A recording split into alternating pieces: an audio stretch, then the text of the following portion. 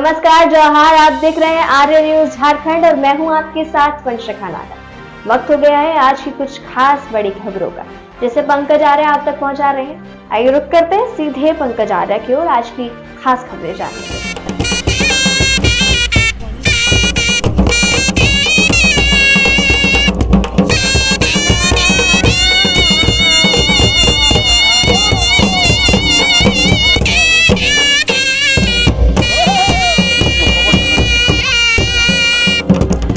नमस्कार जोहार, मैं पंकज आर्य फिर एक बार आप लोगों के साथ रूबरू हो रहा हूँ। इस वक्त मैं सोनाहातू में मौजूद हूँ।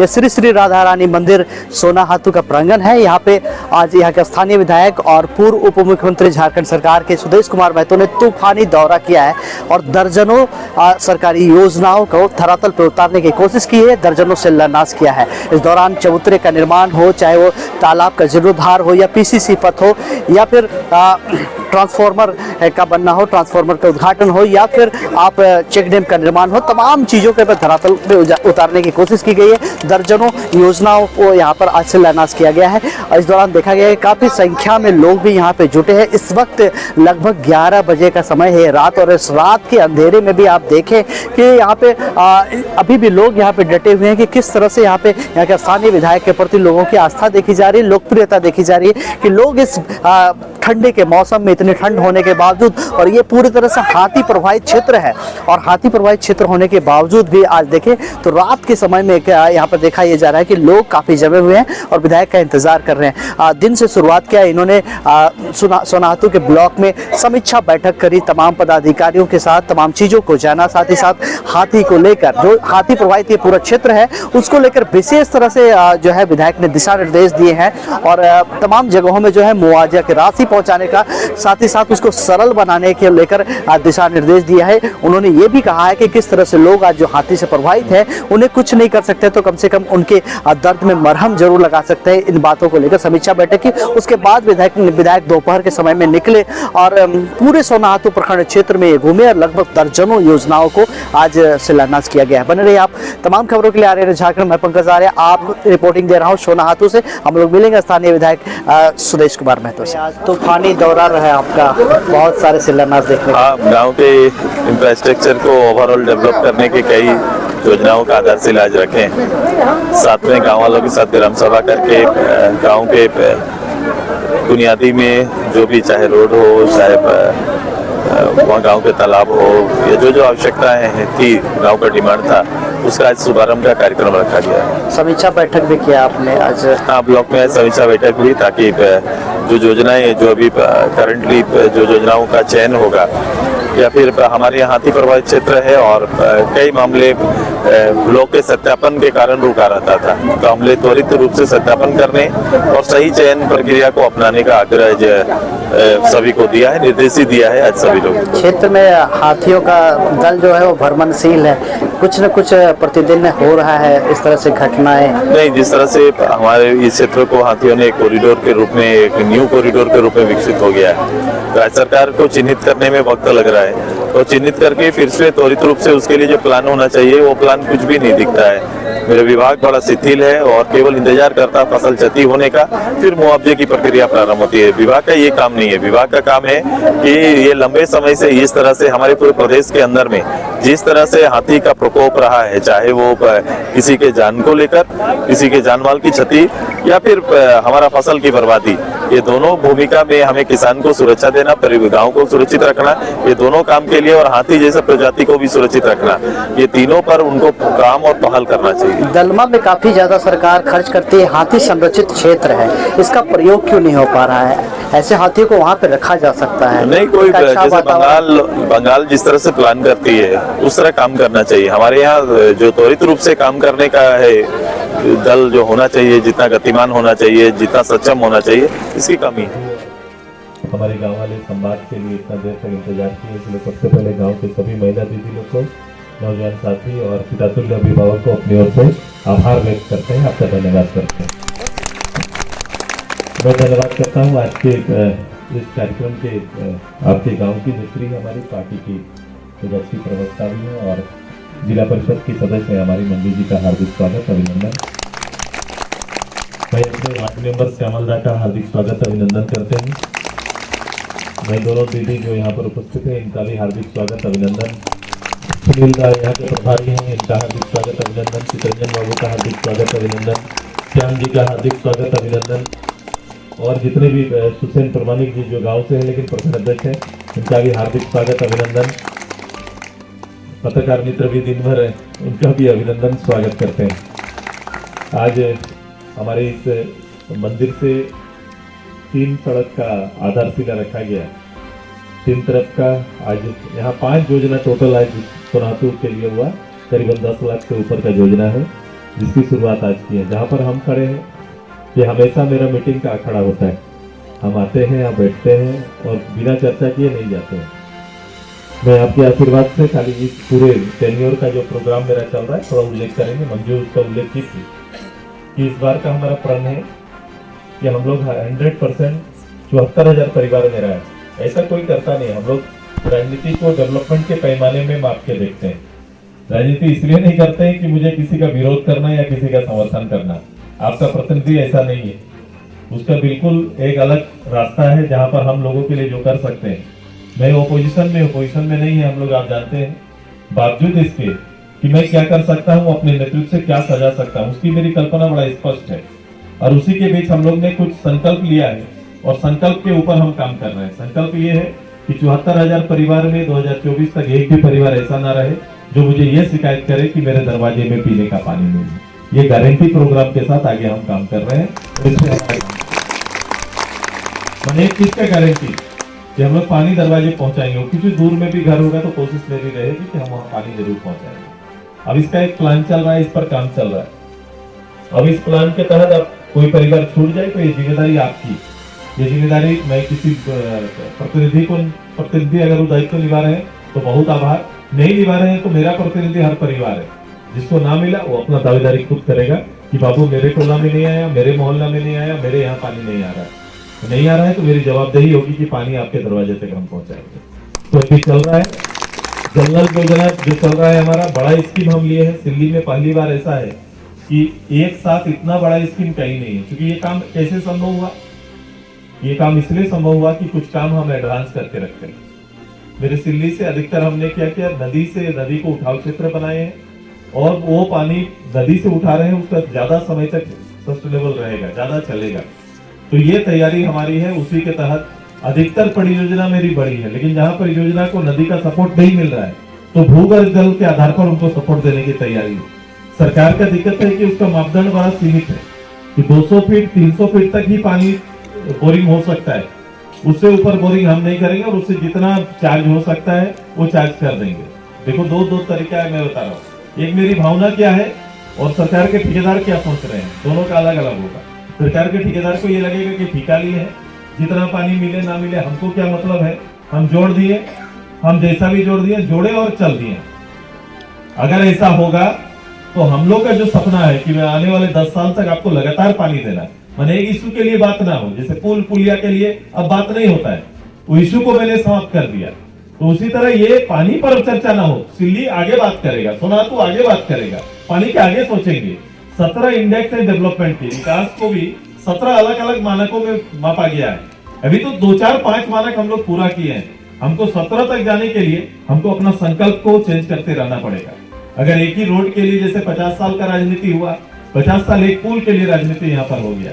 सुदेश मातो उसमें से नहीं है, बल्कि नए मानकों को खुद ढूंढता है, खुद तैयार करता है, खुद पूरा भी करता है। तो ये तैयारी हमारी रहती है। तो इस बार का पहला संकल्प बोले पानी को हम लोग श्योर करेंगे।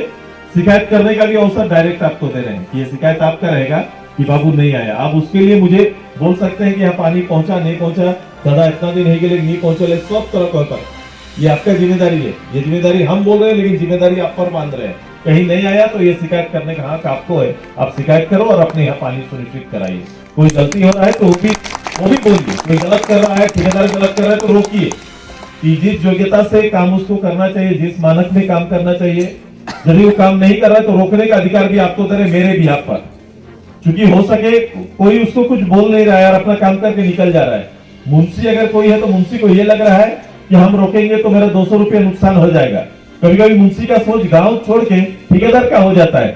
तो ये ध्यान हर किसी को रखना है कि अगर कोई कॉम्प्रोमाइज कर रहा है मुंशी तो आप कॉम्प्रोमाइज ना करना, आप बात करना और रोक देना और बोलो विधायक जी को लगाओ फोन, हम पहले बात करेंगे फिर काम आगे होगा। इतना करने का हक आपको दे रहे हैं ताकि हमारा काम सही रूप से हो जाए। अब दूसरा हमारा क्या संकल्प है, पढ़ाई। देखो एक मेहनत हम लोग किए थे, लगातार खेल के ऊपर मेहनत किए थे, 10 साल से कर रहे थे, आज परिणाम आने लगा है। बोलो खेल के भी नौकरी हो सकता है। 17 लोग का अंडर एज नौकरी हुआ है।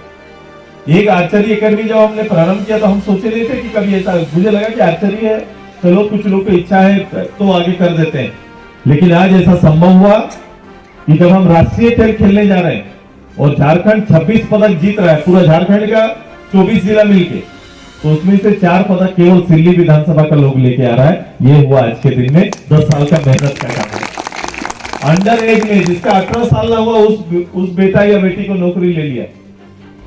हम तो ये कोर्स कर जाते हैं तो डिमांड करते हैं मुझे नौकरी नहीं मिला। खेल ऐसा तैयार कर दिए हैं कि अंडर एज लोग नौकरी ले रहा है। मैंने 14 साल 15 साल में लड़का को सीआईएसएफ में ले गया और बोला अभी से मैं पेमेंट देने शुरू करूंगा, ये मेरे लिए खेलना प्रारंभ करे। ये हो रहा है अभी, ये बदलाव लाए। इसलिए इस बार हम लोग का पूरा ध्यान हमारे यहाँ पर पढ़ाई के ऊपर केंद्रित किए हुए हैं। पढ़ाई इसलिए कर रहे हैं क्योंकि जो व्यवस्था है, जो ग्रामीण परिवेश में जो पढ़ाई का स्तर है और सरकार की जो सुविधाएं हैं, हमारा क्या है अंतर कैसा है। देखो 8% लोग प्राइवेट स्कूल में पढ़ाते हैं, केवल 8% लोग प्राइवेट स्कूल का भार उठा पा रहा है, बाकी सभी बच्चे ग्रामीण विद्यालय में। अब ग्रामीण विद्यालय में है तो उसका हाल आप देख रहे हैं। ग्रामीण विद्यालय आपके दरवाजे में है, आपका बेटा बेटी रोज जा रहा है, आप रोज देख रहे हैं पढ़ाई क्या हो रहा है नहीं हो रहा है, आप सभी चीजों से वाकिफ है। आप अपना रोजी रोटी के लिए आप परेशान है, लेकिन वहां विद्यालय में आपके बेटे का भविष्य निर्माण नहीं हो रहा है। पास स्कूल बना हुआ है, वो 1 2 3 पास करते करते तो जा रहा है। पास इसलिए कर रहा है क्योंकि सरकार ने नियम बनाया है कि कोई बच्चा को फेल नहीं करना है। पास इसलिए नहीं कर रहा है कि आपका बच्चा पढ़ाई पूरा कर रहा है, तेज है इसलिए पास कर रहा है। इसका मतलब 1-2% 3% बच्चे रुचि ले रहे हैं, 5% बच्चे रुचि ले रहे हैं, बाकी बच्चे रुचि ले रहे हैं कि नहीं ये बताने वाला भी नहीं। मजबूरी है, टीचर नहीं है, पारा टीचर चला रहे। 30,000 टीचर का पद खाली है। सरकार 4 साल से रोज विज्ञापन में बात कर रही है। जो सरकार 5 लाख नौकरी प्रत्येक साल देने वाली 4 साल में 5,000 नौकरी सरकारी नौकरी पूरा नहीं कर पाया है। ये स्थिति सरकार का है। अब इस अवस्था में हम अगर छोड़ दें कि सिल्ली सोनाहातू का पूरी अवस्था को सरकार को गाली देते हुए भी मेरा काम हो सकता था, जो दूसरा पॉलिटिशियन करते हैं कि भाई हम विपक्ष में हैं, हम तो कुछ नहीं कर सकते, अपनी सरकार आएगी मैं मंत्री बनूंगा या फिर मेरी गवर्नमेंट आ जाएगी तो हम निश्चित करेंगे। मेरे लिए ये बहाना था और हम नहीं कर सकते। लेकिन सुदेश महतो राजनीति में बहाना नहीं बनाता, राजनीति में योग्यता दिखाता है कि हम जो कर सकते हैं मुझे करना चाहिए और मैं जो कर सकता हूं मैंने किया। और आज के दिन में कंपेयर टू दूसरे विधानसभा में ये काम वो नहीं कर सकते क्योंकि वो दिल से लोगों से प्यार नहीं करते, उसको घर सजाने का मन नहीं करता। हम यहाँ पर हैं, हम यहाँ बैठ के सोच रहे हैं, हम आते सिरेनास करते चल जाते, लेकिन मैं सोच रहा हूँ कि यहाँ के लिए और क्या हो सकता है मैं भी बताऊंगा। लेकिन जो बोल रहे हैं विद्यालय में 37 हाई स्कूल हमारा था, 37 हाई स्कूल में टोटल हाई स्कूल में हमने ब्लैक बोर्ड, जो आप पढ़ाई पढ़े हैं ब्लैक बोर्ड में, ब्लैक बोर्ड से स्मार्ट बोर्ड में बदल दिए। हमारा स्कूल सोनाहातू आपके सामने उदाहरण है। ये पहली बार +2 हुआ या बच्ची हमारा 10th करते थे, 12 वहीं पर कर लेगी, कम से कम इंटर का पढ़ाई अपने घर में पूरा कर सकती है। उसके अलावे मैथ का टीचर नहीं है इस विद्यालय, मैथ का टीचर था उठा के ले गए ये लोग रांची, मैथ का टीचर खाली हो गया तो स्मार्ट बोर्ड जो लगाए हैं स्मार्ट बोर्ड में बच्चे पढ़ रहे हैं। ये पहला हमारा ये सोनाहातू पूरा विधानसभा का पहला विद्यालय बना कि उससे भी आगे VR लैब के द्वारा बच्चे पढ़ेंगे। जो तकनीक 2000 रुपये मासिक पैसा देता है वो विद्यालय में नहीं है, वो विद्यालय मैंने आपके सरकारी विद्यालय में यहाँ पर लाके रख दिया ताकि हमारे बच्चे उसको पढ़े और पढ़ के नई तकनीक से मैथ साइंस का बेहतर से बेहतर दे पाए। उनकी तैयारी हमारी चल रही है। तो आप सभी का फोकस केंद्र भी मेरे साथ चेंज हो कि जैसे मैं विषय को चेंज कर रहा हूँ उसी तरह आपका डिमांड क्षेत्र भी बदलना चाहिए कि अब हम लोग का क्या है, जनरेशन खड़ा करना है। ठीक है, धोती साड़ी अन्न अनाज जिंदा रह लेंगे, लेकिन क्या परिवार बढ़ेगा? अभी पहले जब हम बोलते चले कि गरीबर छेला गरीब तार छेला गरीब, यही ना बोलते थे, यही बनेगा, यही है। तो की पाले रे लाल कार्ड बाबार छिलो अमियो लाल कार्ड तार वादो हमरा लाल कार्ड पाले, यही होगा। तो ये इसको हम बदलना चाहते हैं। अब लाल कार्ड का बेटा बेटी भी अच्छा कर सकता है, उसका बेटा बेटी भी आगे पढ़ सकता है। ये विश्वास तब होगा जब गांव में पढ़ाई अच्छा प्रारंभ हो जाएगा, घंटी आधारित पढ़ाई प्रारंभ हो जाएगा, सब्जेक्ट का पूरा पढ़ाई हो, हम कोई भी हो जाए, रिजर्वेशन भी हमको हो, लेकिन रिजर्वेशन का लाभ हमको कैसे मिलेगा बताओ? सोनातू का किसी मेरा मुंडा परिवार का बच्चा जो सरकारी विद्यालय से ऊपर जा रहा है और एक मुंडा परिवार का बच्चा जेवियर में पढ़ रहा है। जिस दिन एक नौकरी का कंपटीशन आएगा मेरा बच्चा पीछे हो जाएगा, वो बच्चा नौकरी ले लेगा, रिजर्वेशन का भी लाभ उसी को मिलेगा, हमको मेरे घर के लोगों को नहीं मिलेगा, क्योंकि हमारा बुनियाद कमजोर है, क्योंकि हमारा फोकस कभी भी विद्यालय के क्वालिटी एजुकेशन पर रहा ही नहीं। तो अब ये तैयारी हमारा है कि इसको हम लोग चेंज करेंगे और इसको मानसिक रूप से, ये मेरी अकेली लड़ाई नहीं है, सबको ये मानसिक में आना पड़ेगा। बेटा बेटी पढ़ाना है, हर हालत पे पढ़ाना है। अभी फ्री बस सर्विस शुरू किए हैं, बच्चों का डिमांड बढ़ गया। मैं सोचता था पता नहीं, कॉलेज में तो एडमिशन ले लेता है लेकिन रोज नहीं जा पाएगा, क्योंकि सोनाहातू से रोज जाएगा तो कम से कम उसका खर्चा, सोनाहातू क्या पूर्वी तो और नहीं, यहाँ से वहां जाने के लिए भी एक खर्चा है। पढ़ाई नहीं, वही बोल रहा, पढ़ाई दवाई न्याय ये तीनों महंगा हो गया, गरीब से दूर हो गया, गरीब से दूर होते जा रहा है। कोई भी अच्छा स्कूल में आप एडमिशन लेना चाहे वो आपका पॉकेट साथ नहीं देगा आपको, आपका स्थिति वो नहीं है। कोई बच्चा, दो बच्चा है तो दो पढ़ाएंगे, संभव ही नहीं है, कर ही नहीं पाइएगा। दूसरा हमारा क्या है, दूसरा हमारा हेल्थ सिस्टम अच्छा नहीं है। तो अभी तीसरा मेरा जो संकल्प है, जैसे पढ़ाई में चेंज कर रहा हूँ, 37 के 37 हो गया, अब 137 मिडिल स्कूल है मेरा। अब 137 मिडिल स्कूल में स्मार्ट क्लास लगाने की तैयारी कर रहे हैं, क्योंकि जो पोषक क्षेत्र होगा मेरा, पोषक विद्यालय होगा, जहां बड़ा आबादी है, उस विद्यालय को एक करेंगे। अब मिडिल स्कूल के बच्चों को भी ब्लैक बोर्ड से निकाल के स्मार्ट बोर्ड देंगे। ये तैयारी अभी प्रारंभ हो रहा है, आने वाले साल में करेंगे। धीरे से नीचे आ रहे हैं। बच्चों के लिए फ्री बस एक चल रही है, अब दूसरा बस, क्योंकि बच्चों का डिमांड है कि एक में भैया हम सोचे थे 60 लोग जाएंगे, लेकिन 100 से ज्यादा बच्चे चले जा रहे हैं। अब एक नया बस में रेडी किया हूं, जैसे विद्यालय अभी खुलेगा 2 बस प्रारंभ करेंगे। अब 2 बस स्टूडेंट के लिए इधर से चलने लगेगा, ये तैयारी